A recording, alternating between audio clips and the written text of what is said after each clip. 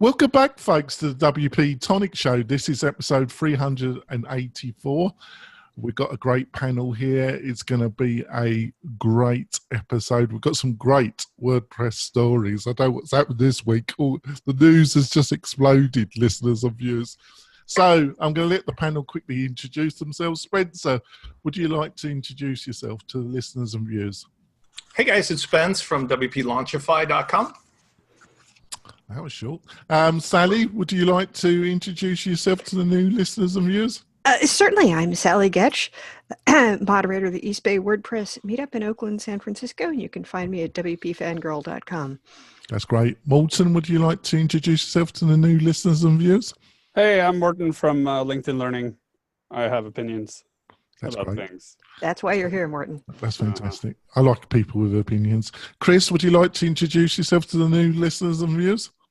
I'm Chris Badgett from Lifter LMS, which is a WordPress plugin for creating, selling, and protecting engaging online courses or training-based membership sites. I also have a podcast for course creators called LMS Cast. That's great. Before we go into the stories of the week, I just want to mention one of our great sponsors. That's WP Fusion. What is WP Fusion? Well, in your technology stack, obviously you should have WordPress, but it is 2019, and you should have a CRM like ActiveCampaign, Drip. There's a host of them. And basically you do your email marketing and you automate your marketing as well through your CRM, but you need your WordPress website to work with that technology hand in hand, and that's what WP Fusion does. It enables your WordPress site and your CRM to work superbly together. Go to the WP Fusion site, have a look at the packages they've got, and for WP-Tonic viewers and listeners, you get a new offering that's only offered to you, and that's 25% off any of the packages. All you have to do is use the coupon code WP-Tonic. I'll say that, WP-Tonic uppercase, and you get 25% off any of the WP Fusion packages. Right, on to the first story. Jetpack is promoting bad upgrades on plugin search screen. WordPress plugin team says maybe a violation of the directory guidelines. Yeah, sure. What do you think of this one, Spencer? Thank you, by the way, for the pass for the easy win. The chickens have come home to roost this week. I'm excited. I've really caffeinated myself up for this. I know Sally's going to get excited. I'm glad Morton's here because this is exactly the kind of thing that we've been talking about, and I'm going to actually, I think Morton and I agree with this. I'm prefacing that I can't wait to hear his insider view because I think this goes hand in hand with his efforts and the other things about like, hello, what's happening here at this company that you guys can jam that bullshit down everybody's throat for the last 12 years about you can't do this and you can't do that and you've violated, you know, guilty until proven innocent, and then there's Mr. Otto we're going to talk about, who is the arbitrator of everything. But now Jetpack, I think, demonstrating clearly, do as we say, not as we do, because there is no plugin in the last decade that has ever gone this far in being so obnoxious about we're just making our own personal billboard inside the repository for our premium features. And then the response, while I think she is completely innocent, Miss Epstein and otherwise, says, oh, it's like Dick Cheney during the Gulf War. Like, we know what we don't know, but we do know this, but maybe not that. Like, bullshit. I call bullshit on all this because this was with intent. It was written to the code. And although I may be wrong, if Morton has other information, this is just the first step in what I think is going to be, in combination with this P3 plugin thing, a shakeout of like, how far will people like Carl Hancock, who I respect as a voice of reason, and other developers, allow for, gee, Jetpack can jam a pack of 40, 50 things down everybody's throat, make deals with people like GoDaddy and other hosts to have that installed by default, and then everybody else is supposed to like fight against that? It's like they own the shopping mall, they own all the stores, they own the cash registers, and they own the mechanism of marketing it, and everybody else is objectively going to be able to compete with that when the rules have always been otherwise, that one plugin, one purpose, no marketing, no selling your shit in there, except when we do it. And then it's like, well, we'll talk about it, we'll think about it. There you go. What do you reckon, Sally? Well, I'm looking over this again, and yeah, I mean, I think people are right to be up in arms. I've seen a lot of posts from people with other plugins, and there seems to me some distinction between, all right, you've got, say, Gravity Forms installed, and there's a little tab under there that says extensions, and you can go see the list of their extensions, and having it kind of eat your plugin directory search. There were a couple of comments that were pretty funny. One of them being that somebody said, "Wait, isn't this what WPMU Dev got in trouble for all those years ago?" And a tweet back from WPMU Dev saying, "Hey, we did it first." I think it's right that people are upset by it, and there have always been things that have seemed to be exceptions to the rules other people are supposed to follow. And I think that the poor plugin team has come under a lot of fire for this, because I don't think that they necessarily have the authority to to shut that down. And yes, what does happen, given that Jetpack has forced itself into so many places, what would happen if you if you simply shut it down from the repository and it disappeared from everyone's dashboards? Yeah, I'm going to agree with the panel. I'm going to also combine this with Story 4, which I'll put down as Story 4 listeners and viewers. And that was WooCommerce 3.6 to add marketplace suggestions despite overwhelming negative feedback from the developer community. Who writes these bloody titles? Oh my God, fathers. Morton, what do you think of this? And you are muted. I actually want to hear what Chris has to say first. All right, yeah, fair Chris enough. runs a large plugin. Yes, sure, that's true. His insight is very relevant to this conversation. So what do you reckon, Chris? Well, I'm glad you brought up the other story, because I think it's important to talk about the two together. I'm a big fan of freemium. I'm a big fan of, or I don't have a problem with products in an elegant way, upselling other products that they make or even other products make. So with the WooCommerce article, as long as the highest and best use is for the end user, if you're building a store with WooCommerce, you might also like to take recurring payments. You might also like to have a conversion optimized one-page checkout and so on. I have no problem at all inside of a plugin recommending other products. Inside our plugin, Lifter LMS, we recommend our paid products on the add-on screen.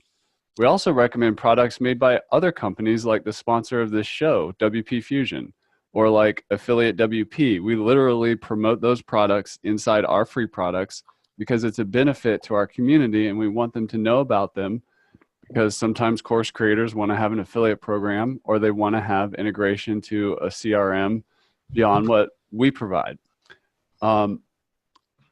I also, in terms of the WordPress repository, I think it's really a failure of the search function and the rules of what shows up where and what order. I think we can actually look at Google for inspiration on this.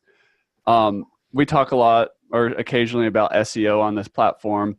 If it's clear and transparent on how to rank well and like what are the best practices in terms of tags, in terms of naming your product, in terms of writing the product description, in terms of number of reviews and engagement, if WordPress were to develop its own PageRank system or whatever you want to call it for search that worked well and was truly democratic and had, that there's just a lot of room for improvement there. And with Google as an example, you can also pay to play. You can pay, a business can pay to be featured at the top. And it's also clear to most people what's an ad and what's not an ad, so that, there's, in general, the public is not being misled or I think confused you in might be that way. overestimating the public. Yeah. Well, it can always be improved and tweaked. So that's my main thing with this issue with featuring Jetpack is I don't necessarily have a problem with featuring things like that, but in an open source community that values kind of democratization, well, we should all be able to play by the same rules. That's really, Right. again, And then when everybody does it, what happens? And I just also want to add that there's this whole thing right now, like, and it's been around for a long time, like in WordPress dashboards, like all these giant alert notices and upsells. I think we haven't really figured out how to do this elegantly. So I'm not against selling from inside other things, but we need to mature as a community and as a user base and as developers and designers to make it more standardized, democratic, and transparent, and also just no general education to the public about how it all works. And let's see like what causes what to happen. Before Morten, I want to just add that the nexus of this, although Chris is always the voice of reason, very calm, by the way, I like that. I think you have to be more objective because you're a participant on the selling end, in fairness, and there's benefits to being able to sell. I think the problem, the nexus of where these three stories, two of which we haven't talked about, the WooCommerce, the P3, and this, connect, are the hypocrisy of the do as we say, not as we do. If it truly was a level playing field for third-party authors such as yourself or Carl Hancock at Rocket Genius and so forth, there wouldn't be a situation where Jetpack, who is an automatic gig, and WooCommerce, that's an automatic gig, and then the arbiters of what happens to schmoes like the P3 guy who do something wrong from above, from Automatic's team, there wouldn't be the disparity of power or leverage that exists now, which is, I think, the whole point of this. It's not that, gee, Jetpack's just one singular plugin in this stream, or WooCommerce is not used by like everybody under the sun because it's pre-installed. It's that they have the ability to do stuff that make them give themselves exceptions or play dumb or innocent. Whereas if you tried that with any other third-party author, you would be crushed like a bug, like P3 is getting crushed right now. Now, they did other stuff, of course, but even for little violations, and I'll call him out because I'm going to hassle him anyway, Otto becomes the big guy with a hammer that will drop on your head as soon as you do anything wrong, and you will disappear like Chris Pearson did back in the day for his, violation. And that's where I think this is what's forcing. Remember, I have a prediction in place, so I have a bet on the table. I predicted that sometime this year, WordPress Automatic will do something to either bring us all together that Jetpack is not a Trojan horse and WooCommerce isn't either, or they will do something otherwise after this 5.0. This is behavior that's making me feel I may win my bet. What do you reckon, Morten, then? You're muted. Oh, yeah. This is a very complicated story. So we should probably do a summary of what has actually happened for those listening who are like, what on earth are you talking about here? So earlier this week, Jetpack, or late last week, earlier this week, something like that, Jetpack rolled out a new feature where if you activate Jetpack and then you go just search for a random plugin, like say backup, in this plugin view, you would get a prompt at the very top that says, hey, Jetpack already does this. So you already have a plugin that does this. And by the way, you have to pay for the feature. But mind you, you get that prompt from Jetpack when you have a different backup plugin installed. Yeah. So basically what Jetpack is doing is injecting itself into the conversation and saying, hey, in addition to whatever else is available, you can get this from this plugin, and it'll cost you money. I have a clarifying question. Is that happening for everybody who does that search, or do you have to already have Jetpack installed to see that in the result? I haven't tested it. I think it's only if you have Jetpack installed, but someone needs to actually do the testing. I haven't gotten that far yet. I've been busy writing Gutenberg blocks. But that's the gist of it, is that Jetpack is injecting itself into your search results for plugins, and thereby promoting itself because it's putting itself at the top. And the technical problem behind this, from a purely like how WordPress works, is there is no other place for Jetpack to do this. And the argument from the Jetpack team is, if people already install a plugin that does something, and then they don't know that the plugin does that, they will go and install another plugin to do the thing that the plugin they've already installed already does. The problem with Jetpack's argument is in many circumstances with Jetpack, the bonus feature that they say the plugin already does is a for pay feature. So they're giving themselves what appears from the outside to be an unfair competitive advantage over other people. Because they're saying, you know, if someone is looking, has Jetpack installed, but doesn't pay for Backup Buddy or whatever it's called, and they go searching for backup, the first thing they see is, hey, you can pay Jetpack to do this, but then all the other for pay plugins are not allowed in the plugin repository to say, hey, here's a paid version. They have to say, hey, here's a free version. Once you install the free version, they can say, oh, you can upgrade to pay for it, right? So this is a serious competitive edge problem, right? The response to this, of course, was a bunch of people who run plugins saying, what the hell? Of course, if we could do this, we would do this too. But then your entire plugin install page would just be a ton of ads and nothing else. This is super ridiculous. And we've specifically not done this because it's super ridiculous. And we really shouldn't do this. Joe Stavalk immediately created a ticket in Track WordPress development saying, hey, can we solve this? Saying that this is something that is going to happen, how can we solve it in a UX way by creating another panel that captures these ads or prompts or whatever you want to call them, and then separates that from the plugin results. So there's a discussion happening on that part. Then Carl Hancock, who runs the very popular Gravity Forms plugin, who's also a vocal critic of much of what is going on in WordPress at the moment. And for that reason has been labeled by some as a, quote, troll, which I disagree with, but that is a political tactic that is being used. I have to get him on the show. I have to get him on the show, won't I? So unfamiliar tactic to label him an enemy of the state. Well, I'll get to that because that's a whole part of the problem too. But so Carl said, number one, I'm going to start doing this immediately because obviously now it's legal and we've been wanting to do this for a long time. And that's just going to there's a slippery slope here.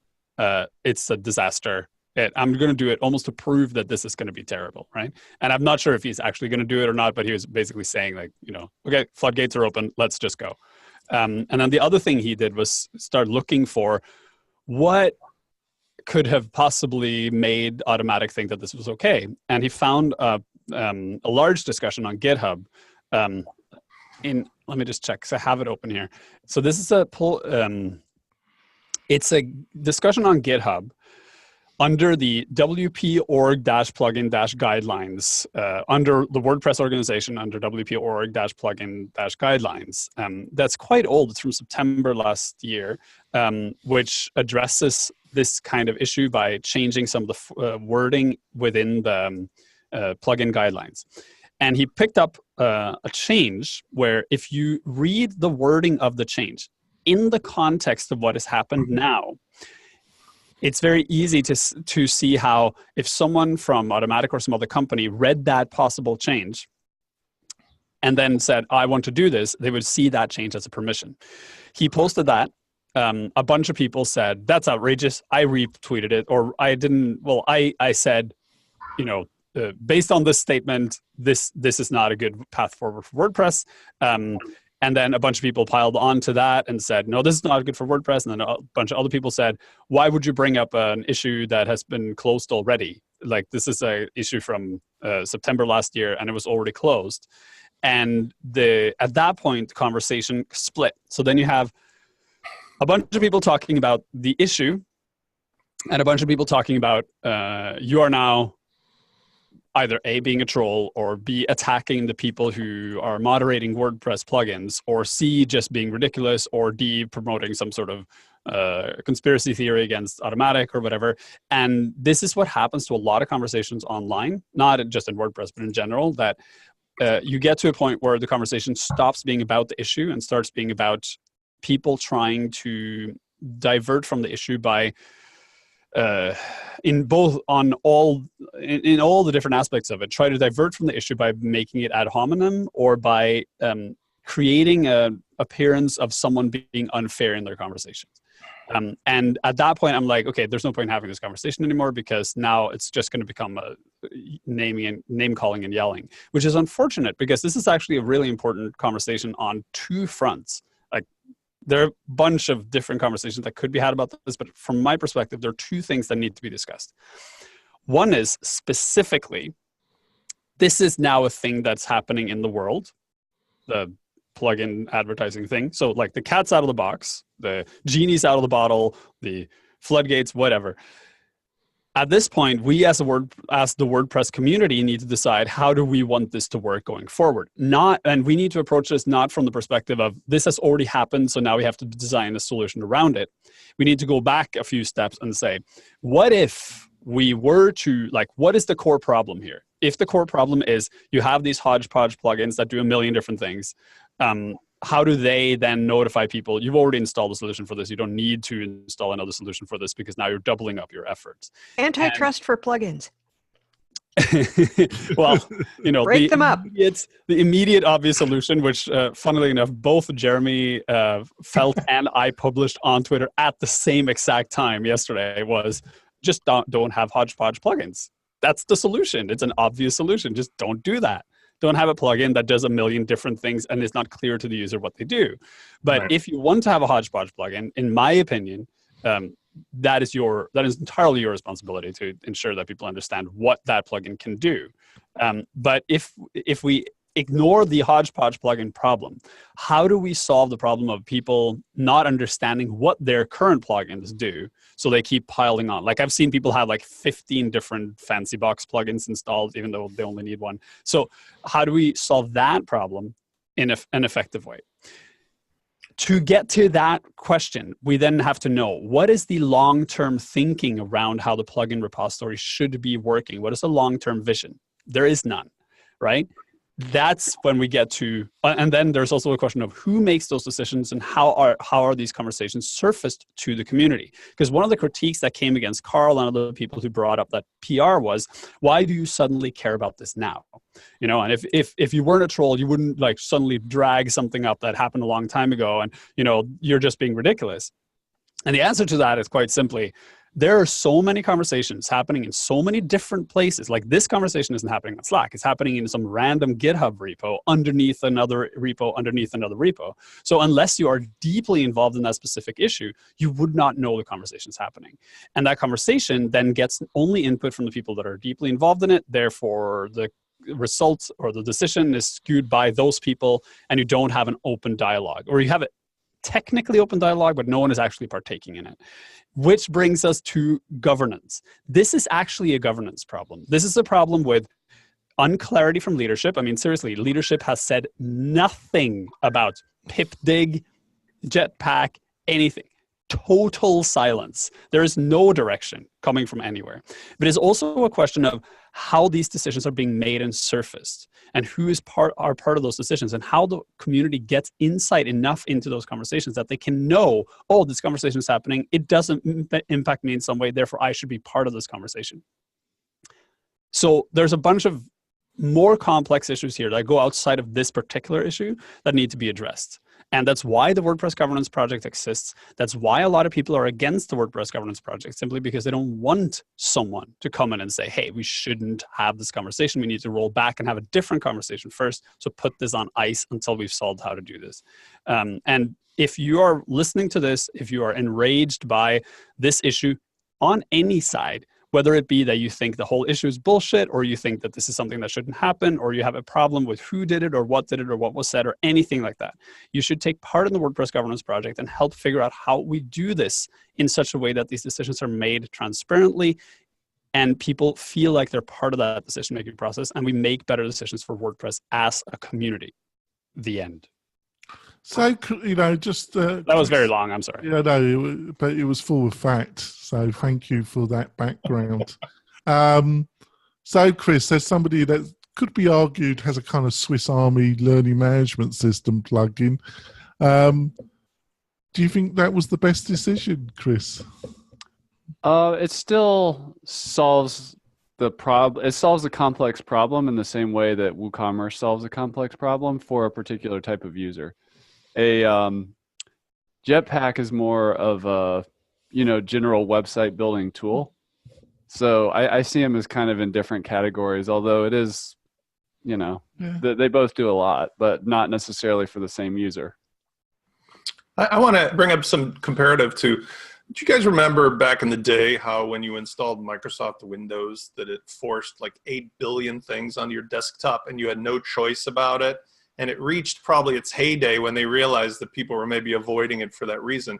I think the problem when we step back, and governance, I do agree, I really do appreciate Morton's explanation. I do agree governance and interaction with the community is the essential thing. When we decide as a community if that's how it's going to be, what happens? Perhaps the solution to this pain point is that we have a marketplace that's a more mature, i.e. Chris's suggestion, way of finding things that's detached from the core. Because what I see as the problem is that first mover advantage with somebody who has the leverage of automatic will force everybody out in the same way. It wasn't like my company could get installed onto Windows desktops. It was who had a deal with Bill Gates and Microsoft, and they got jammed onto everybody's desktop, and people had to spend, I remember, a whole day removing crap from the computer just to get their machine back. And that's what I see happening here is if Jetpack can make its special rule that it gets jammed into the top of every single user who's automatically a GoDaddy or a Bluehost client, then I as an end consultant, I have to help these people fix, to start with, all the problems they got that were induced against their knowledge. They thought they were just using WordPress, but they were getting WordPress plus Jetpack plus its 50 installed plugins.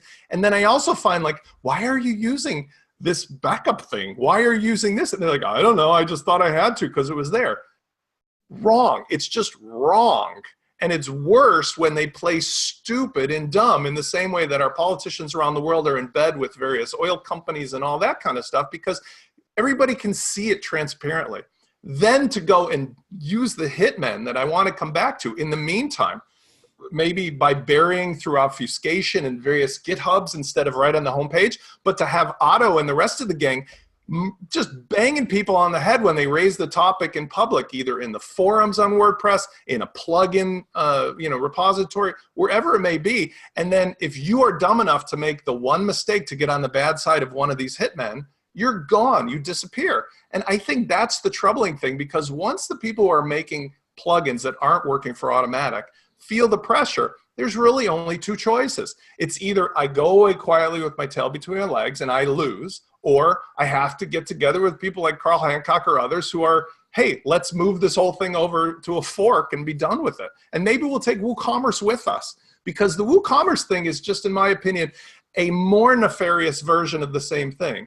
They do understand the huge user base of WooCommerce and that everything under the sun needs and wants to connect to WooCommerce. And yet they're pretending like it's independent now, where, oh, let's just go ahead and offer all the paid upgrade plugins right here. I think that's wrong too, because same problem. End users end up with this like, holy shit, I got to spend $4,000 a year for my WooCommerce extensions that I bought retail. And what do I get from it?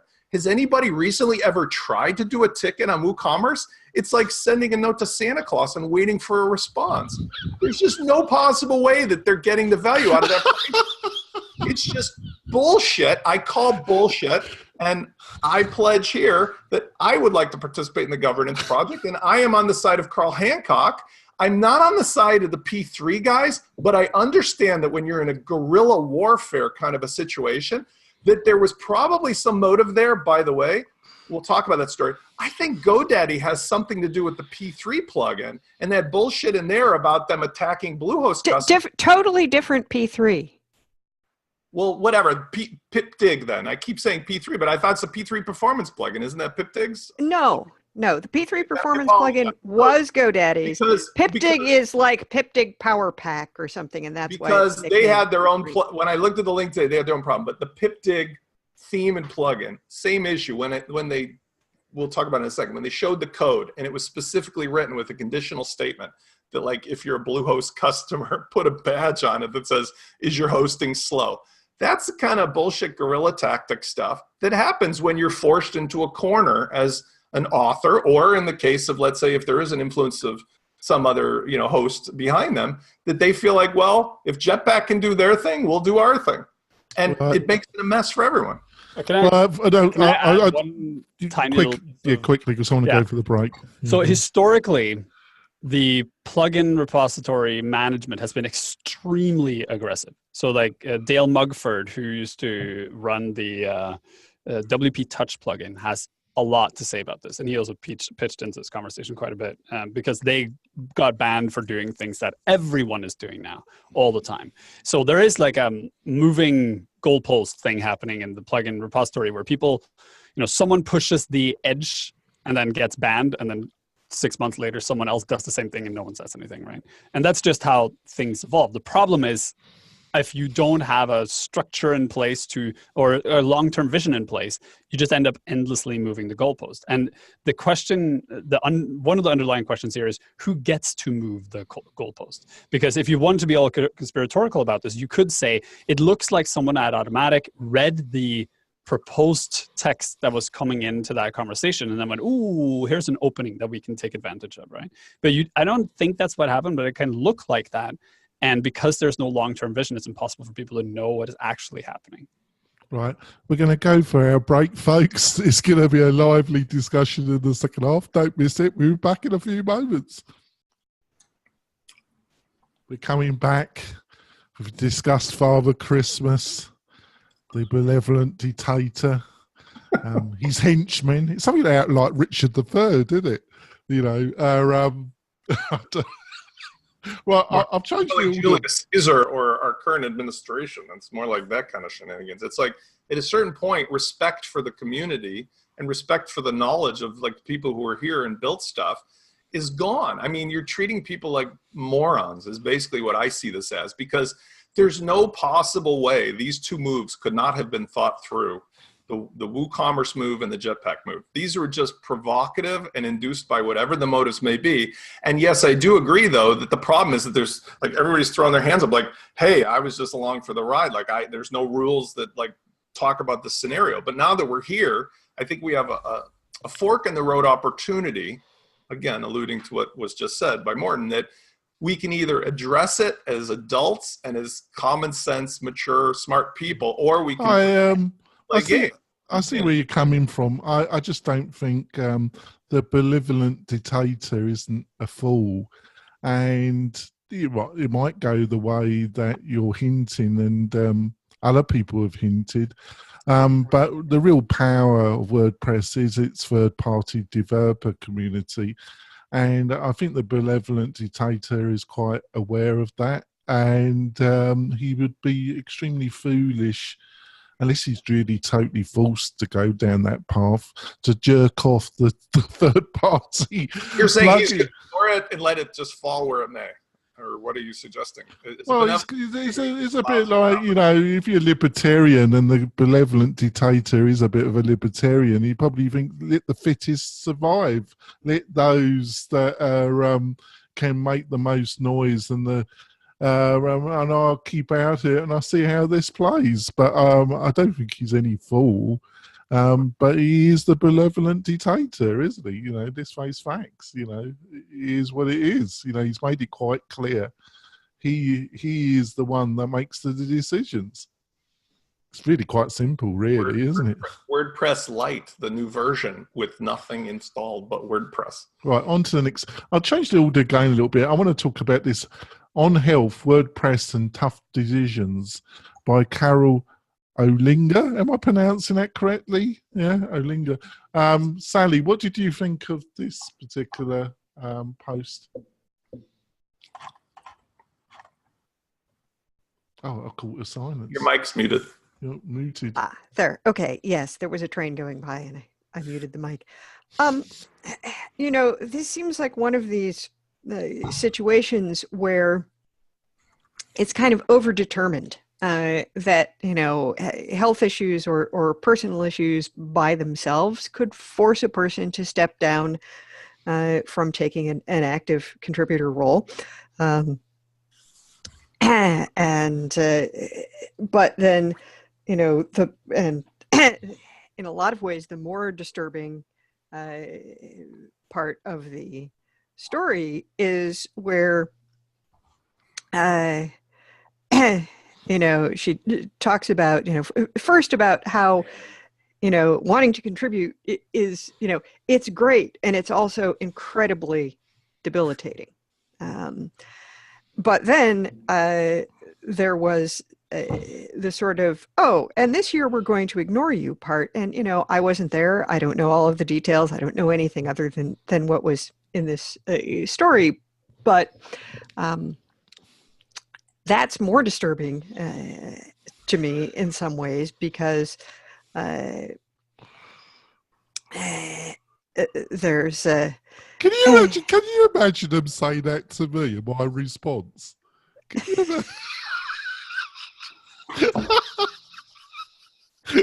Can you imagine my response? Some jerk and the tenacity to say that to me. Oh, God, sorry, Sally. Go on. No, sorry. Right, and that's so it's kind of like, we've seen a couple of situations, and this was, I think it was Rian Rietveld who kind of posted a link to this story and said, like, what is going on with these women being sort of pushed out of leadership roles? Yeah, and exactly. And it's sort of like, it's, by the time you get to the third one, it starts to look like a conspiracy, and yet I don't think it is. No, but it's a problem. I think there is a pattern here, and it warrants investigating. Well, it's this kind of passive-aggressive atmosphere in the WordPress community. It takes 10 weeks before they even got the courtesy to send their email, and then they give her this bullshit that, blah, blah, blah, and she has to suck it up. Fuck them. That's all I've got to say. I wouldn't suck it up. I think the toe rag that, whatever went out, but it's a sign of nobody, like what Morton, that half the time nobody knows who's running the ship most of the time. So you start getting the fleas off the rat, running things, that's a good metaphor, isn't it? The flea. Well, what did you reckon, Chris? I find it interesting. I recently just organized or helped organize the first WordCamp, and I generally had a great experience. And I kind of live on the edge of society a little bit, not in a big city, not super deep in the WordPress community. I kind of do my own thing on my little farm out in the country. But what I understand, like when you interact in something, a large organization bigger than a small tribe or small community, but like a really massive international community, that politics, like office politics, emerge, and relationships and things change at scale.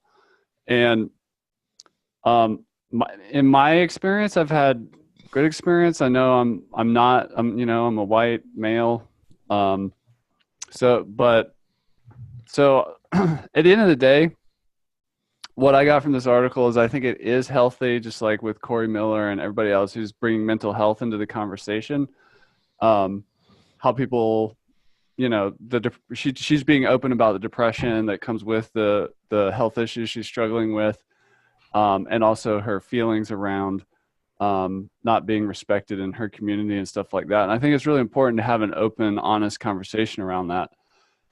Just like with the what we were talking about in the last section, where what entrepreneurs and artists want a lot of the time is distribution. So getting your software installed in a hosting company platform, showing up in a search, showing up in the repository, it's just a part of getting your thing out there into the world. But we need to play by the same rules and also know what the rules are and who made the rules. And like Morten said, if the rules are going to change, what's our process around, legalizing things? I think management and running a organization or a division or a WordCamp, we just need more transparency about how it works, and and how leadership positions and other positions are, how does it work? Like, what does the org chart look like? What's the structure? What can people expect when they apply for things or get rejected for things? Or what are the selection criteria for leadership? Like I say, it's very clear how things are run. You have a leader who's a benevolent dictator. You have his henchmen who are his princes, and they do independent stuff to get favour with the king. And some of those things, they can get themselves into trouble if they determine what the king wants and they're not right about that. Or they get promoted because they're blessed that they are doing what the king wants. It's quite clear how things are run, isn't it, Chris? Well, I haven't had direct. I mean, I have met Matt Mullenweg at a meetup and stuff, but I haven't had direct experience where I saw that dynamic happening, like with my own eyes. And so I just personally haven't seen that. Because somebody's really highly intelligent and very charming doesn't mean at their heart they are totally ruthless, does it? I understand that question. I mean, things aren't always what they appear, but I think there's the thing as and far then there's as it the goes, conversation. Jonathan, that statement is true, but I don't know how relevant it is to the specific situation of what's going on at WCEU. No, but I think yeah, I see where you're going, but I think the other problem with her is I've been involved in WordPress for over 12 years and I do love it and I do like the word counts, and some of the people you meet are very diverse group of people. But I've also seen people like Carol where they delve in so deep that almost their psyche is totally linked to WordPress. Well, I'm not prepared to go there. I like discussing. I like my Friday show. I like promoting WordPress, but my whole psyche isn't linked to WordPress. Is that making any sense, actually, Sally?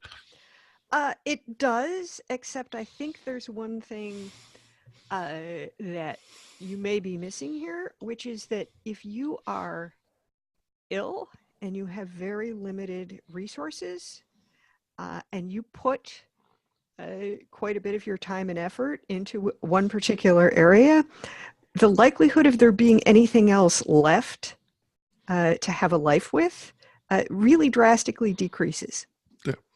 Yeah. Thanks for that. What did you reckon, Morton, about this post? So Carol is a fantastic human being. Yeah, she does seem to be a spark, actually. I love the purple. With her many times, and she really is one of the people in the community who makes a big difference.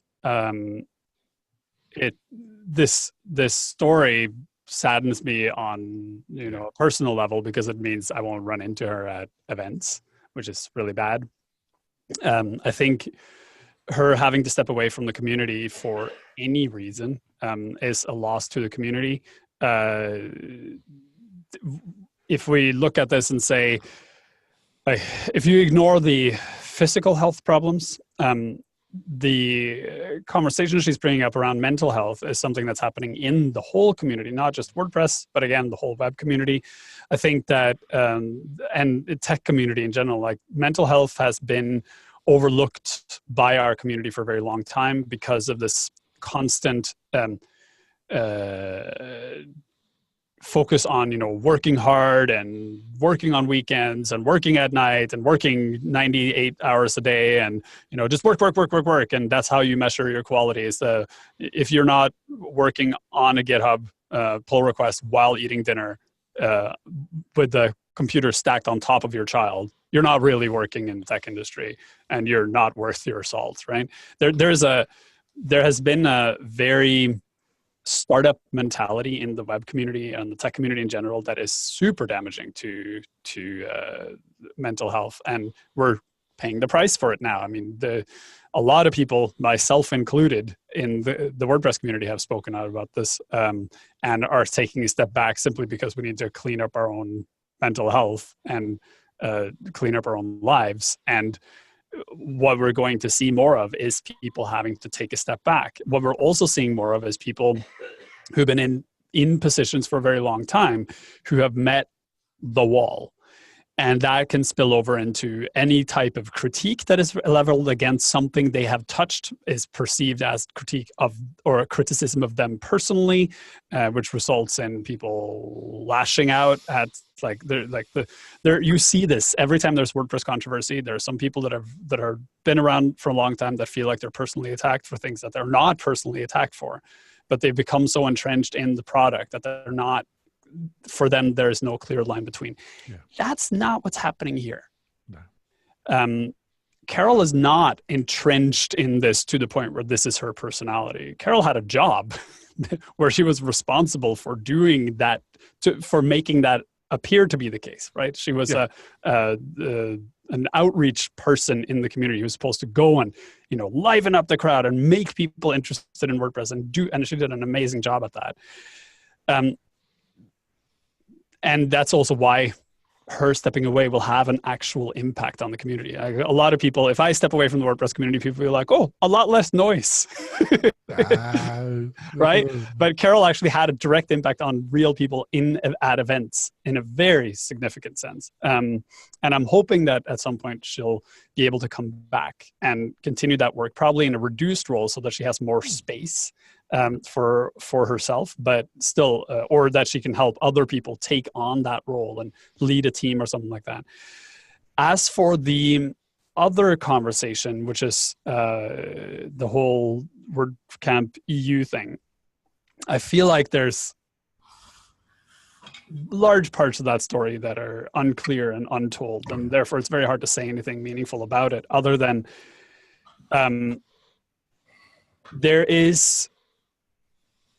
we have to talk about power dynamics within the WordPress community. And we have to acknowledge that things like gender, race, religion, all these kinds of discrimination are happening in the WordPress community in a very real sense, that these things are very complicated because they are often implicit. So they're not like, you don't go in and say, I hate women, therefore I don't want women to make decisions.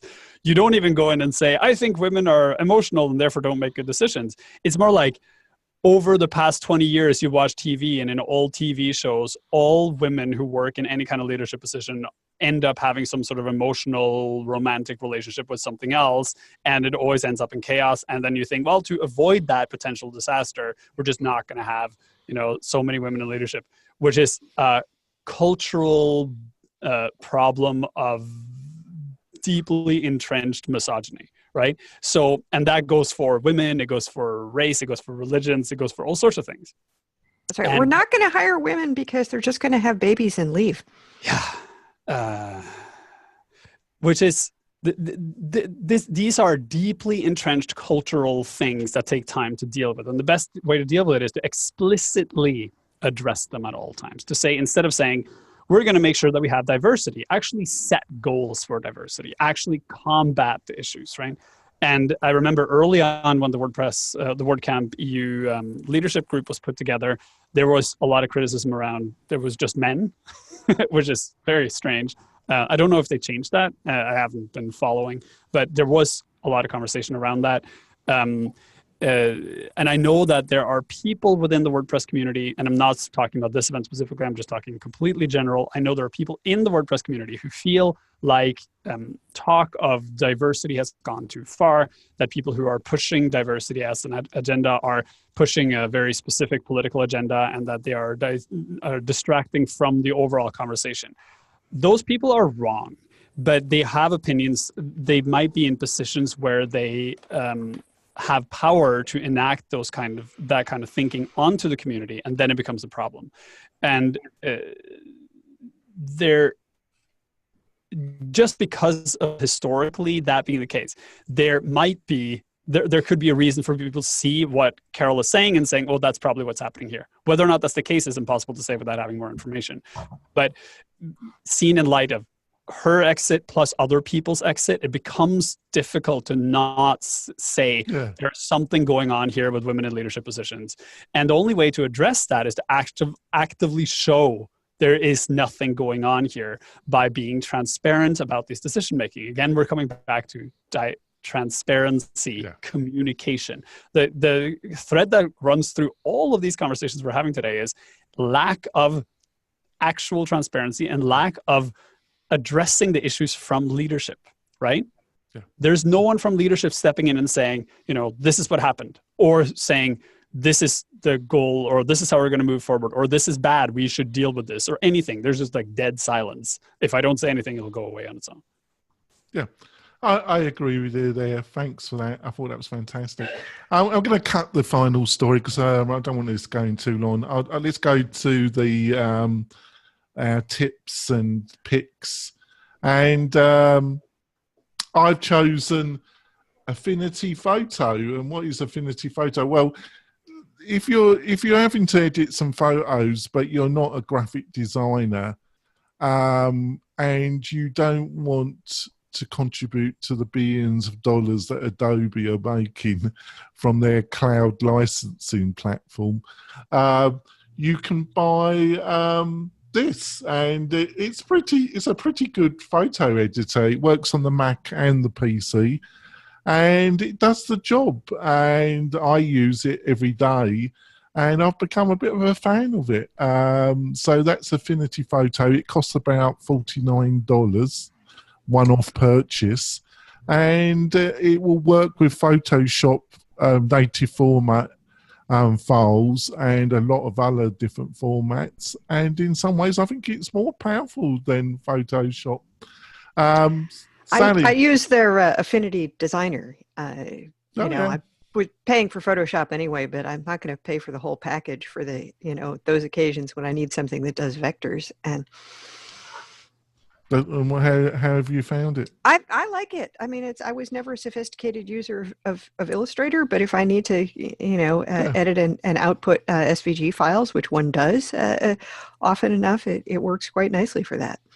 So have you got a tip this week, Sally? I do. My tip this week is a plugin on GitHub called Stop Jetpack Promotions. I've put the link in both the Slack channel and the chat here.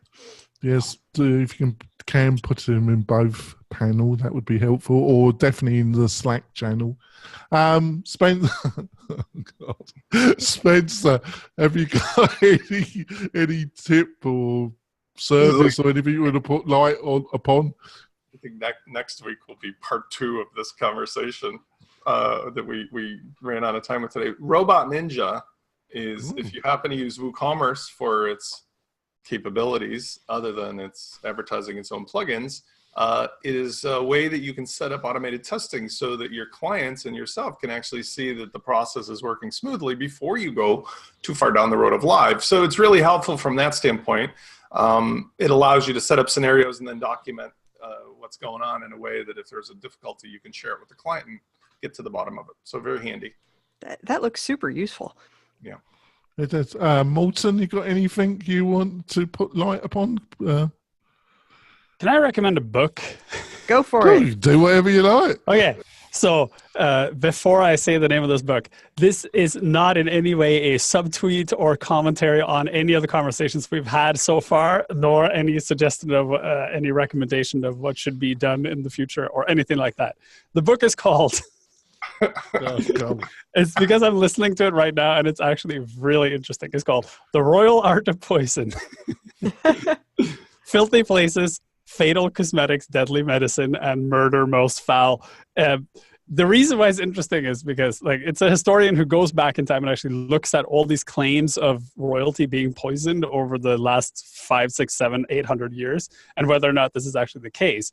But then, that's the starting point. But then she goes into this deep exploration of how disgusting the past was in terms of human excrement everywhere. Oh, you mean like San Francisco? And you have no idea. The medicine back in the 1500s and all that kind of stuff. And honestly, I was listening to part of this while I was riding the SkyTrain the other day, and I was standing there retching in the corner because it is the grossest thing I've ever heard in my life. But the reason why I'm recommending it is it's easy for us in today's society, in today's political climate and everything else, to think that we are in a hellish place, and that Well, after your comments last week, and a lot of people look to the past to say, maybe things were better in the past. This book is a great reset. That's like, maybe things were not. I do not want to live in any society that did not have modern plumbing. Thank you very much. Yeah, no, it's the origins of modern plumbing in themselves. It's a fantastic read. It is deeply, deeply disgusting and very, very, very revolting. And you need to have like a barf bag while you listen to it. Make sure but it is totally worth listening to understand our past. Also, if a time traveler actually went back to the 1500s, they would immediately die just from olfactory overload. Right. They would be like, oh my God, I can't handle his smell. And then they would just pass off and die. All right. Make sure you got the link in the Slack channel. Royal Art of Poison. Make sure the link's in the Slack channel, because I'm sure my viewers and listeners will want to get a copy of that. It sounds just down their road, actually. Chris. I'm just going to hop over to the library website now. Right. Chris, have you got anything you want to recommend to the listeners or viewers? Yeah, it's just a quick tech tool called tinypng.com. So if you want to optimize your images on your website and, and not have a slow website with these giant images, just run it through tinypng.com before you upload it, and it'll do you good. Rightio. Sally, how can people find out more about you and what you're up to? You can find me on Twitter as @SallyGetch.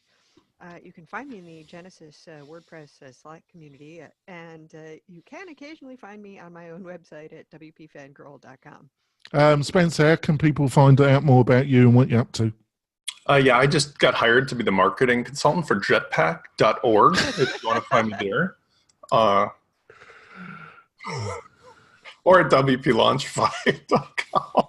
By the way, I just want to say, I didn't get to say anything about the story about the woman, but there's two types of people. There's those that are in and those that are outcasts. Being an outcast my whole life, who could never participate in the corporate scale, I really empathize with her situation, but I personally feel with her personality and her characteristics, she's going to find an amazing opportunity or two arise from this situation where she was ghosted by these people that are acting like it's a corporation, even though it's not. And I think it's sad that she had to go through it, but I wish her the best. Yeah, I feel the same. Moulton, how can people find out more about you and what you're up to? You can find me on Twitter at Morton. You can find me on LinkedIn at my name. And you can find me on LinkedIn Learning, where I talk about things you can do with the internet. That's great. And Chris, how can people find out more about you and what you're up to? You can find me at lifterlms.com or search for LMS Cast in the podcasts. That's great. It's been another great episode, listeners and viewers. Hopefully you can join us next Friday at 8:30 Pacific Standard Time. You can watch it on our WP-Tonic Facebook page live. And we'll see you next week, folks. Bye.